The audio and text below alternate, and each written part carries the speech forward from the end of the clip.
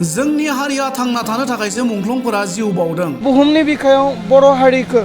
गावनि राव हारिमु थुनलाइखौ लानानै गावनि हायावनो गावनि सिमायावनो देदगा गोदगायै बर' बायदि थांनानै थानो हानाय बे सिमांखौनो लानानै बे सान्थौ आरो सानस्रिखौनो लानानै जोंनि मुंख्लंफ्रा रोजा रोजा बिर जोहोलाव जोहोलावजोफ्रा मुंख्लं जालांदों। माखासे राजखान्थि हान्जाफोरा नासयनो मुगैनो नागाराखै। दिनै गावजों गाव नासयलायनायाथ' बर' जाथिनाव जोबखायाखै। मुंख्लंफोरखौबो दिनै माखासे पलिटिकेल पार्टिफ्रा नासयनो आरो मुगैनो बिथांमोनाबो नागाराखै। आर्मी पुलिसफोरा थैनाय मुंख्लंफोरखौ नायबिजिरनाया जोबोर लाजिथाव बाथ्रा दि हारिमुनि बिबुंथि। आर्मी पुलिसफ्रासो भेरिफिकेसन खालामगासिनो दङ जोंनि मुंख्लंफोरखौ। बेयाव जों अतिरत्त लासिं सिं। एनडिएफबिनि 35थि मुंख्लं सानखौ इउनाइटेड फराम अफ एक्स एनडिएफबि आरो सिसिबिआइ आ खैराबारिनि महिरं भावथिनासालियाव फालियो। बर' हारिनि थाखाय एनडिएफबिनि जानानै आलादा रायजो बड'लेण्ड सोमावसारनानै गिबि जिउ बाउनाय बि बाम्बुरगोरानि दिनै 35थि मुंख्लं सानाव नखरनि सोद्रोमा आरो इउनाइटेड फराम अफ एक्स एनडिएफबि आरो सिसिबिआइनि दैदेनगिरि सोद्रोमाफोरा बाहागो लायो। एनडिएफबिनि 35थि मुंख्लं सानाव बि बाम्बुरगोराखौ गोसोखांनानै एनडिएफबिनि बारग' दैदेनगिरि धीरेन बर', दि हारिमु दि बानस, तरुन मुसाहारि, मुंख्लं नखरनि सोद्रोमा, बारग' एनडिएफबिनि सोद्रोमा आरो ओनसोलनि रायजोफोरा बाहागो लायो। दिनै एनडिएफबिनि 35थि मुंख्लं सानाव इउनाइटेड फराम अफ एक्स एनडिएफबिनि दैदेनगिरि दि हारिमुआ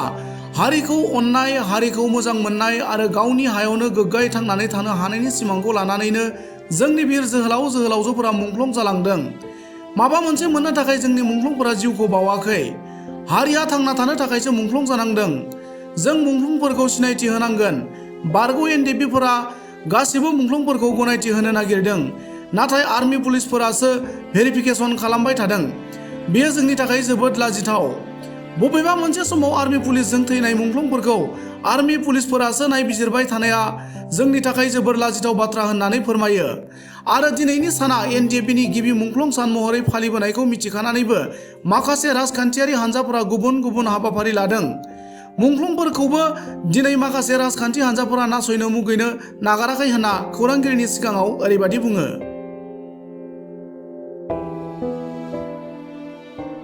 दिनै जों 35थि मुंख्लं सानखौ उदालगुरि जिल्लानि सिङाव थानाय खैराबारि ओनसोलनि नैबे रंगमन्चआव जोङो खुंफुंदों आरो दिनै जों गोसोखांदों एनडिएफबिनि गोलाव समनि संग्रामाव जाय बिर जोहोलाव जोहोलावजोफ्रा मुंख्लं जाबाय बिथांमोनखौ गोसोखांनानै जों दिनै दुखु फोरमायदों आरो बिथांमोनखौ जोङो श्रद्धा खालामनानै जोङो बिबार बावदों आरो जोङो बेखौनो सावरायनो इच्छा खालामदों मुंख्लंफोरा जोंखौ मा फोरोंलांनाय आरो मुंख्लंफोरा जोंखौ मानि थाखाय मुंख्लं जानाय आरो मुंख्लंफोरा दिनै थांनानै थानाय बुहुमनि बिखायाव थांनानै थानाय बर' माहारिखौ मा हास्थायदों मा लुगैदों बेफोरनि गासै सोमोन्दै जोङो सावरायमेलाव जोङो सावरायलांगोन। दिनै आं बेखौसो खावलायनो इच्छा खालामदों जोंनि बिर जोहोलाव जोहोलावजोफ्रा हाथियार थासेयावबो गुबुनखौ गावनानै सिथारनो हासेयावबो गोबाङा गुबुनखौ बेबायदि इनाय अनागारि खालामालासेनो गावनि जिउखौनो बावलांदों आरो बिनि ओंथिया बेनो हारिखौ अननाय हारिखौ मोजां मोननाय आरो बुहुमनि बिखायाव बर' हारिखौ गावनि राव हारिमु थुनलाइखौ लानानै गावनि हायावनो गावनि सिमायावनो देदगा गोदगायै बर' बायदि थांनानै थानो हानाय बै सिमांखौनो लानानै बे सान्थौ आरो सानस्रिखौनो लानानै जोंनि मुंख्लंफ्रा रोजा रोजा बिर जोहोलाव जोहोलावजोफ्रा मुंख्लं जालांदों। जोङो सोरबा सरकारखौ माबा मोनसे जोङो बुंनो थाङाखै माबा मोनसे मोननो थाखाय जोंनि मुंख्लंफ्रा गावनि जिउखौ बावाखै हारिया थांनानै थानो थाखाय जिउखौ बावदों नाथाय मुंख्लंफोरखौ जों सिनायथि होनो नांगोन मुंख्लंफोरखौ सरकाराबो बुजिनो नांगोन आरो जोंनि बारग' एनडिएफबिनिफ्राय जोङो नाजागासिनो दङ जेसेबांखिनि जोंनि मार्टियार्सफोर दङ गासै मार्टियार्सफोरखौ जोङो मान सनमान होनानै रिकगनाइज होनो नागिरदों। दिनै आर्मी पुलिसफ्रासो भेरिफिकेसन खालामगासिनो दङ जोंनि मुंख्लंफोरखौ बेयाव जों अतिरत्त लासिं सिं सोरबा गावसोर बबेबा समावहा आर्मी पुलिसजोंनो दाङाबाजि जानानै गावलायनानै थैबाय आरो बिथांमोनानो दिनै जोंनि मार्टियार्सफोरखौ सार्भे खालामबाय थानाया भेरिफिकेसन खालामबाय थानाया बे लासिं सिंनि बाथ्रा। बेनिखायनो जों बर' रायजो राजाफ्रानो जोंनि मुंख्लं न'खरफोरखौ स्वीकृति होनांगोन जोंनि मुंख्लं न'खरफोरखौ जोङो रिकगनाइज होनांगोन जे बिथांनि गथ'आ बा सोरनिबा हौवाया बा सोरनिबा हिन्जावा बा सोरनिबा बिफाया सोरनिबा बिमाया जेन हारिनि थाखायनो जिउ बावबाय बेखौ जोङो स्वीकृति होनांगोन बेखौ जोङो रिकगनाइज होनांगोन फैबाय थानाय समाव जोंनि एक्स एनडिएफबि इउनाइटेड फार्म आरो सिसिबाइनि नाजानायाव जोङो गासै जोंनि मुंख्लंफोरखौ जोङो रिकगनाइज होनो थांगासिनो दङ जायफोरा जेलाव दङ बिथांमोनाबो गोथां मुंख्लं बेखौ जोङो फोरमायो दिनैसिम जोङो नाजागासिनो दङ जायफोरा जोबथेसालियाव दङ बिथांमोनखौ उदां अख्राङाव लाबोनो थाखाय जों नाजागासिनो दङ थेवबो नाजासेयावबो जों दिनैसिम बेखौ मावफुंख'नो हायाखै फैबाय थानाय समाव आखा आरो मिजिं लाखिदों रायजोफोरनि सहाय रायजोफोरनि गोहो बोलो आरो रायजोफोरनि अनसायनायाव रायजोफोरनि मददाव फैबाय थानाय समाव जेसेबां जोबथेसालियाव दङ बिथांमोनखौबो उदां अख्राङाव लाबोनो हागोन होननानै जोंहा मोनसे फोथायनाय दङ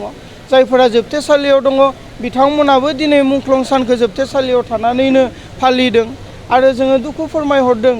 गोथां मुंख्लं बिथांमोननिसिमबो जोंनि अननाय खुलुमनाय आरो जोंनि सिबिनायखौ बिथांमोननिसिमबो जोङो जासिहरदों आरो दिनै जोङो नुनो मोनदों जे मुंख्लं साना जोंहा 34 बोसोर जोङो खुंबोबाय देग्लायदों 35 बोसोर आरो बे मुंख्लं सानखौ गिबि